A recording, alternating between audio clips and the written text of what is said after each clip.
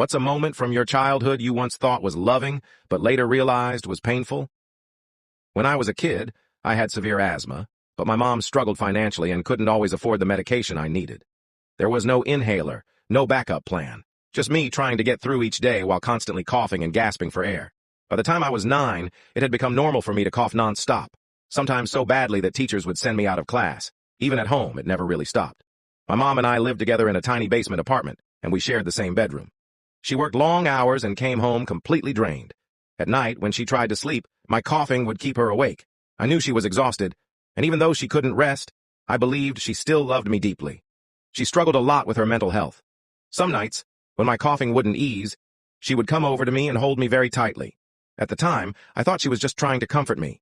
She'd squeeze me so hard that it became difficult to breathe, but I never said anything. I didn't want to upset her. I told myself she was hugging me out of love. I would whisper that I loved her, and after that, she would break down crying before we both went back to sleep.